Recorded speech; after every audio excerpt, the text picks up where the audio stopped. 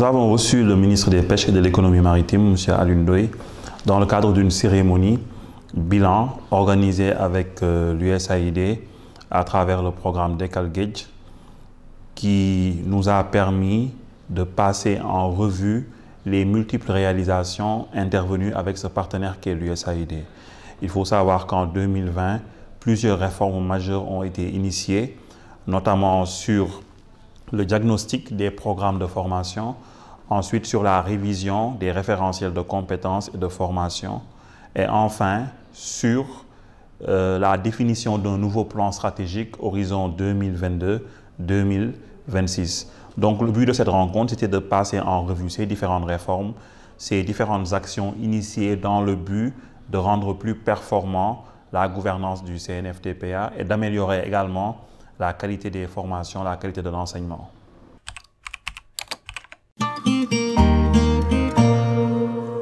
La rencontre était une rencontre bilan, mais quand on dresse le bilan, c'est pour ensuite aller vers des perspectives.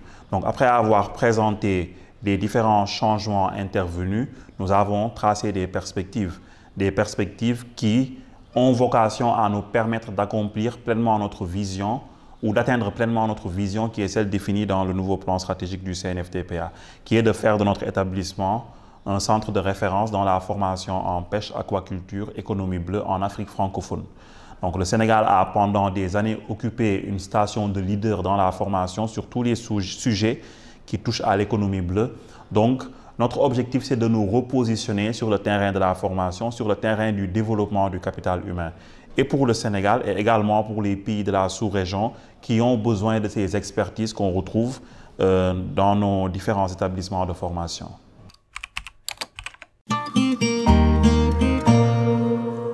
Le programme Dekalgej a été le canal de financement et d'appui de l'USAID. C'est avec nos partenaires de Dekalgej, de Winrock et de Winrock International qu'on a pu construire ces différentes réformes. Comme je le disais tout à l'heure, la première portée sur un diagnostic de la formation du CNFTPA. Des experts financés par l'USAID ont fait ce diagnostic en rencontrant ceux-là et celles-là qui recrutent nos apprenants. Les entreprises du secteur privé, les entreprises du secteur public, les organisations internationales, pour voir quelle est la perception qu'ils ont du produit qui leur parvient, quelle est l'évaluation qu'ils font des produits du CNFTPA. Et naturellement, ce diagnostic a listé les points forts du centre, c'est sa formation de qualité, sa formation d'excellence, l'expertise de son corps professoral qui est à saluer. Et c'est également la colonne vertébrale technique de la formation qui fait que nos diplômés sont tous aptes à servir de manière opérationnelle dès l'obtention de leur diplôme. Ça, c'est une force. Mais par contre, le diagnostic a également identifié des faiblesses. C'est sur les nouveaux enjeux liés au pétrole et au gaz. Peut-être que nos apprenants ne sont pas suffisamment outillés. C'est sur la problématique du développement durable et des changements climatiques. Il y a de nouvelles compétences à aller construire.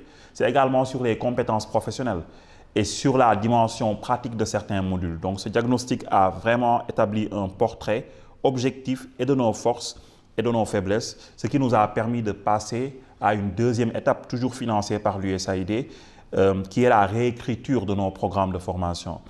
Ce travail a connu un aboutissement heureux. Nous avons pu soumettre à l'organe qui est le comité des programmes une nouvelle offre de formation, un nouveau référentiel de compétences et de formation qui permet de renforcer la colonne vertébrale du diplômé du CNFTPA, mais en lui offrant la possibilité de développer plus de compétences transversales sur ces sujets que j'ai évoqués, pétrole et gaz, comportement professionnel, entrepreneuriat, développement de projets, aquaculture pratique, gestion d'entreprise. Donc voilà, je pense que ces connaissances transversales permettent de renforcer les possibilités pour nos apprenants de saisir les opportunités que le marché de l'emploi aujourd'hui peut mettre à leur disposition sur le terrain de l'économie bleue. Et enfin, la dernière étape dans le cadre de ce travail qu'on a initié avec les partenaires, c'était de définir un nouveau plan stratégique. Ce plan stratégique, c'est aujourd'hui notre feuille de route pour les 5 ans à venir avec un objectif de repositionnement du centre à l'échelle de la sous-région.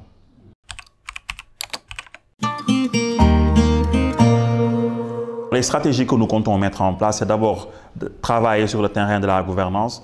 Nous avons des objectifs de qualité.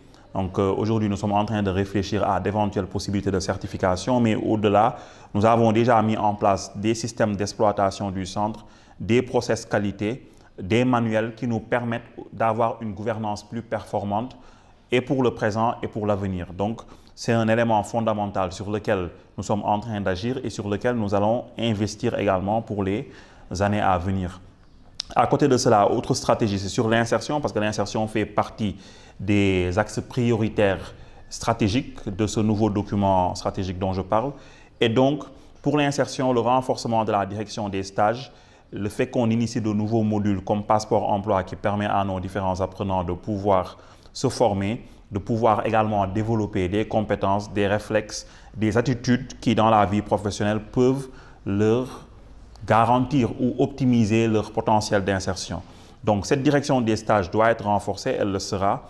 Il y a un travail qui est en cours pour mettre en place tout ce dispositif d'insertion, d'appui et des actuels étudiants, mais aussi un dispositif de suivi de ceux qui sont déjà sortis. Et nous saluons le soutien du ministre des Pêches et de l'économie maritime qui est très sensible sur la question et qui travaille avec ses équipes et nous-mêmes pour accompagner ce dispositif d'appui à l'insertion qui est en train d'être mis en place.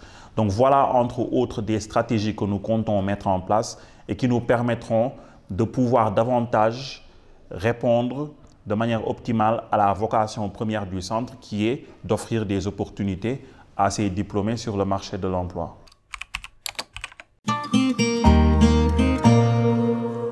Les apprenants du centre sont tous très compétents, ils sont très bien formés. Notre volonté, c'est que demain, ils soient des auxiliaires pour le développement du secteur de l'économie bleue. Je connais beaucoup de personnes qui aujourd'hui veulent investir dans l'aquaculture. Ils sont nombreux, ceux qui ont des fonds, qui veulent se lancer dans ce secteur qui est en net déploiement au Sénégal. Et donc leur dire à ces investisseurs, à ces porteurs de projets qu'ils ont au niveau de ce centre toutes les compétences qu'il faut pour les accompagner pleinement pour la réussite de leur activité. Donc ça, c'est une chose. On a de bons diplômés qui sont en train d'expérimenter des procédés innovants, nouveaux.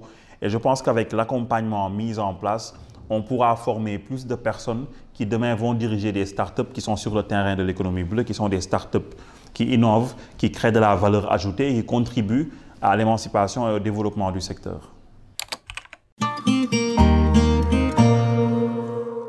Les partenaires également, c'est les saluer. Je pense que l'USAID nous a accompagnés et cet accompagnement a permis de hisser substantiellement la qualité de la formation et de la gouvernance au niveau du CNFTPA.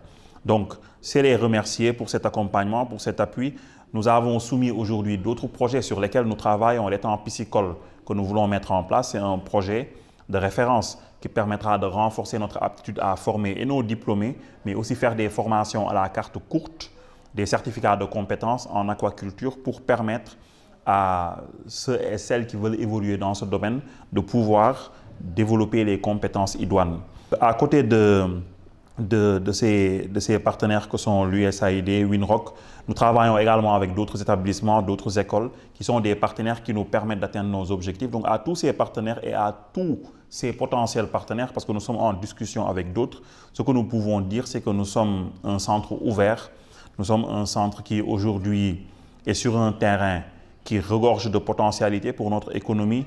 Nous sommes un centre qui est positionné sur un terrain qui est en nette réinvention parce qu'on va réinventer, on va changer de paradigme dans le rapport qu'on a avec la mer, avec les surfaces d'eau, avec l'aquaculture, avec l'économie bleue en général. Et ce changement de paradigme passe par des projets forts, des projets à forte valeur ajoutée. Et ces partenaires sont bien évidemment les bienvenus au niveau du CNFTPA.